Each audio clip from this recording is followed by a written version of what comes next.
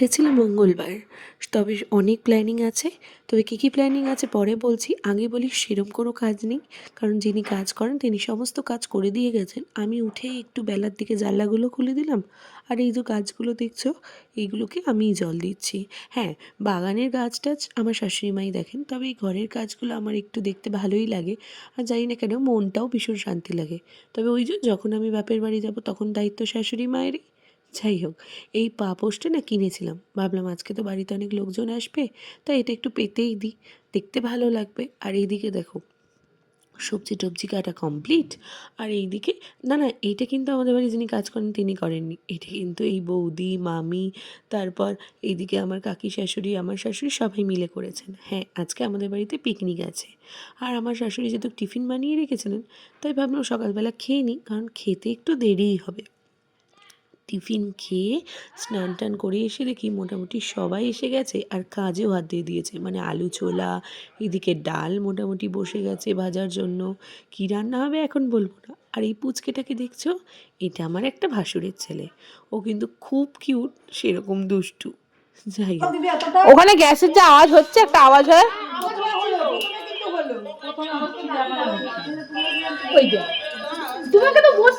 দাঁড়া, পিসেমশাই বলছে আসুক, দাঁড়া। তোমরা তো দেখছিলে রান্না হচ্ছিল, তবে আবার চেঞ্জ করা হয়েছে। হয়তো ওভেনটার একটু প্রবলেম হচ্ছে।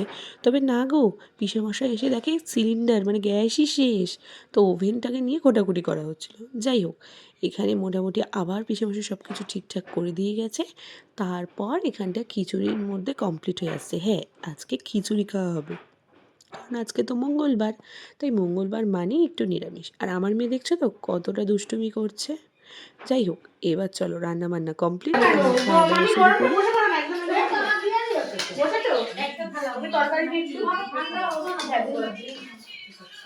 আমরা কি এখানে বসবো না বাইরে বসবো? আমরা এখানেই বসে পড়ি, এখানেই বসে পড়ি। আমাদের তো আজকে নিরামিষ পিকনিক, তাই এদিকে গোল গোল করে আলু ভাজা, আর সাথে রয়েছে আমাদের গরম গরম ফুলকপি কড়াইশুঁটি দিয়ে খিচুড়ি।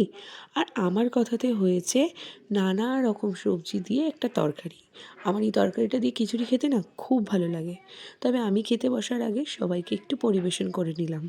ভাবলাম দিই না সবাইকে, সবাই সবসময় তো আমরা আগে খেতে বসি, শাশুড়িরাই দেয়।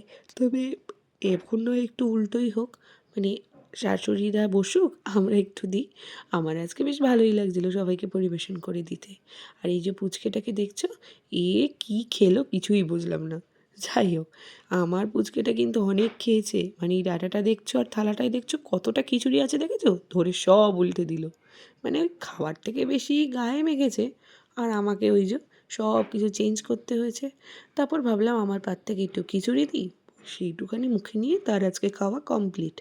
যাই হোক, এইদিকে সব কিছু কমপ্লিটের পর বাসন টাসন মেজে আজকের মতো আমাদের পিকনিক এখানেই শেষ হচ্ছে। আবার কোনো না কোনো পিকনিক তো হবেই।